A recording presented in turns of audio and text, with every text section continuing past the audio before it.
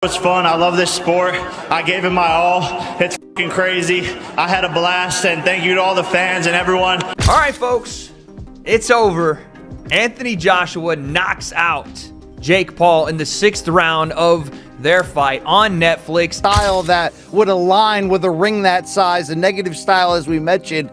It really comes down to the fan interest. Jake Paul is on a 2-fight stretch coming into this one, which really put his reputation on the line. Boxing professionals are reacting to Jake Paul's potential retirement following his shocking knockout loss to Anthony Joshua. Paul has hinted that once he accomplishes his boxing goals, he may step away from the sport and pursue a career in the NFL, signaling a dramatic shift in his athletic path. I want to go to the NFL after this. Like legitimately just to play like safety and just deck people. No, I swear to God, I'm about to bring hella ratings to whatever team I'm on. Where would you want to go if you can go to any team? Shit, the Browns. So I can run a 4.34. He's the fastest man on the planet. I got hands. I have the size, the power. I can knock people out with one punch. So why can't I play free safety? Do you think you coming into the NFL would be the equivalent of like when an NFL player says, I'm going to try to box now? No, because I played football my whole life. At the end of the day, it's coverage, knowing your plays, and then just being fast and willing to sacrifice your body to make a tackle. Reactions across the boxing world were immediate and intense. Former UFC star Israel Adesanya sparked controversy with a blunt post after the knockout, declaring, "Jake Paul knocked out. His career is over." Analyst Duke McKenzie offered a more technical critique, noting how undersized Paul looked against Anthony Joshua and struggled to reach him even when throwing punches.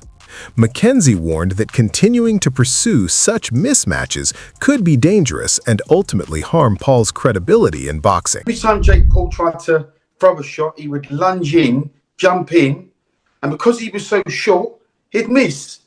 And then he ended up stumbling over his feet and falling over. Sometimes in that fight, he reminded me of, have you seen that Kung Fu film called The Drunken Master? Except for he wasn't a master. As a Kung Fu guy walks around and normally kicks people's ass, but he looks drunk all the time. That's what that fight reminded me of.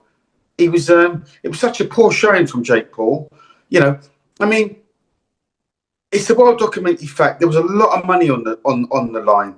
And I'm sure you, Max, as I would, and anybody else in the street would fight Anthony Joshua. For 75 million, you just would. And the same thing would happen. And even after the fight, now the fight's over, you're 75 million better off. Reaction to Jake Paul's loss was swift and emotional. Influencer Chelsea voiced open relief online, posting that she was glad Paul lost and suggesting the defeat might finally quiet him. Former UFC champion Michael Bisping offered a far more clinical breakdown, calling Anthony Joshua's performance a masterclass. Bisping detailed how Joshua's uppercuts and combinations left Paul with nowhere to move, noting that even attempts to run couldn't spare him from the damage. He emphasized the visible injuries and overall toll on Paul, warning that full recovery is essential before any future fights. The bout, Bisping concluded, exposed the limits Paul faces against elite competition. In my humble opinion, because I'm a big Anthony Joshua fan. Of course, I've been a supporter for the longest time. A rather lackluster, unmotivated Anthony Joshua that didn't look like he was being particularly nasty, right?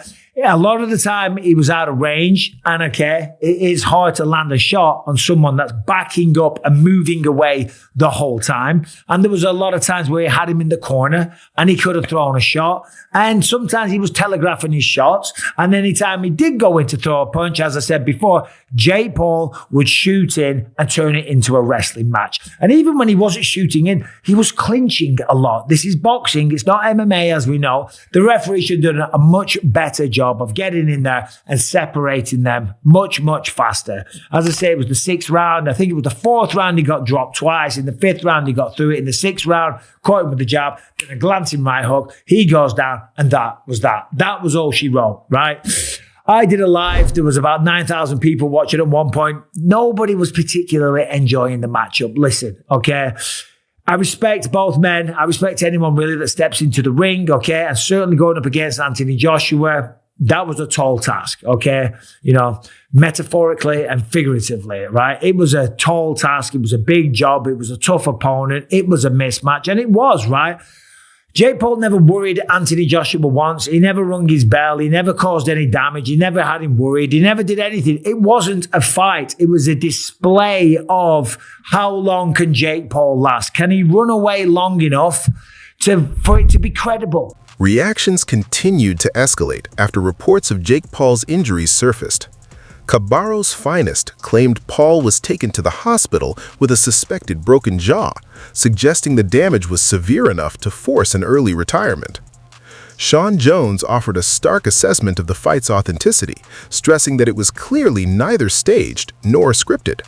He noted that despite Paul suffering serious injury, Anthony Joshua still appeared restrained, implying the outcome could have been far worse.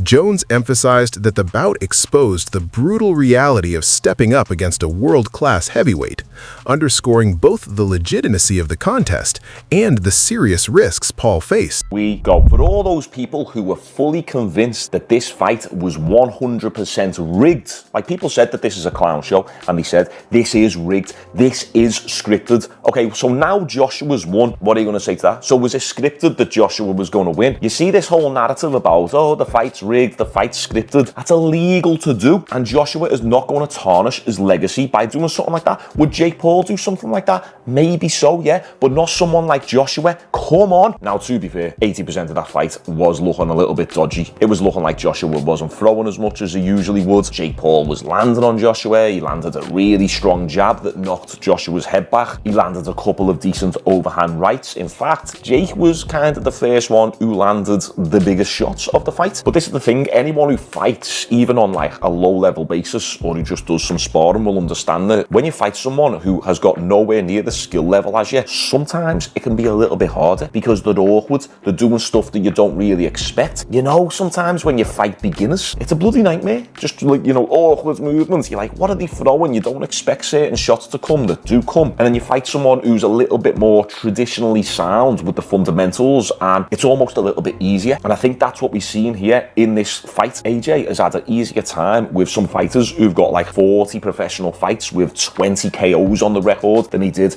with Jake Paul. Why is that? Oh, because it's scripted. It's scripted. No, it's not scripted. It's just because Jake Paul is awkward and he's a beginner in relation to Joshua. So Joshua just took some time to figure them out. You could see Joshua was getting a little bit frustrated in that 4th and 5th round, but then he started figuring out Jake Paul's game plan.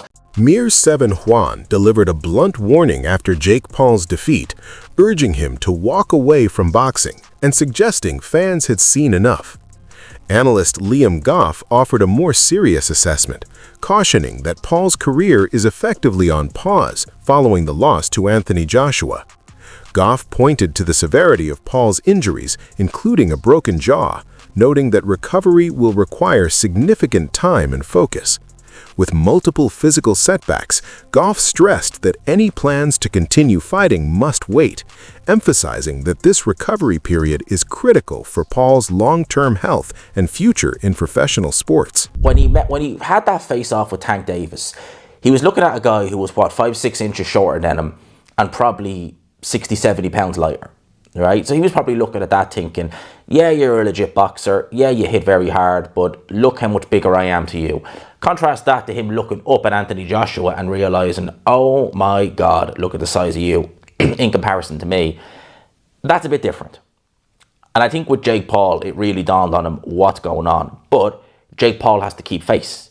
He has to stay essentially in that persona that, you know, I am the man, I'm going to win this, trying to sell a dream to a casual, a bit like what Eddie Hearn does, trying to sell the casual audience that this is going to be a real fight, quote unquote. It was a real fight. It's not scripted, but you know what I mean, that he's really in this fight. That's what he was trying to do. And he did that well up until fight night. Boy, did he fail miserably on fight night. Again, I give him credit. He doesn't need to box. He can choose an easier profession, as I say. But to go in and to run around the ring like that, that was something else entirely. I mean, he was doing his best Roadrunner impression in there.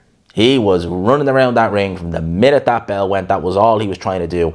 And listen, AJ's performance, I can critique it from a defensive point of view, that he got hit with some silly shots that he probably shouldn't have been hit with. He was trying to cut the ring off in a ring as big as that. It's not easy. All right. And furthermore, if you're in there with an opponent who purely just wants to survive, he's no interest in winning the fight. He just wants to go the rounds. People, you could be one of the most you could be a prime Mike Tyson, Bone Crusher Smith, prime example. People never talk about that fight with Mike Tyson because they say, oh yeah, prime Mike Tyson beats all these guys. Following the injury sustained in his latest fight, Jake Paul took to X to update fans on his condition, sharing gratitude for his medical team while acknowledging the difficult recovery ahead.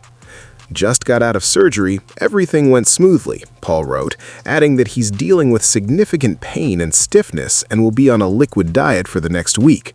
He praised the staff at Miami University Hospital for their care and professionalism.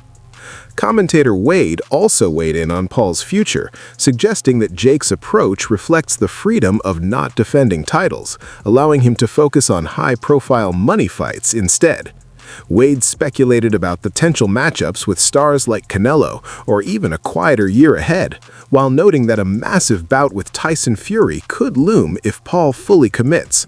Still, Wade was clear-eyed, stating Paul was nowhere near Anthony Joshua's level in size, power, speed, or endurance. Despite that gap, he credited Paul's willingness to step up, calling the fight a bold gamble and ultimately a compelling spectacle for boxing fans.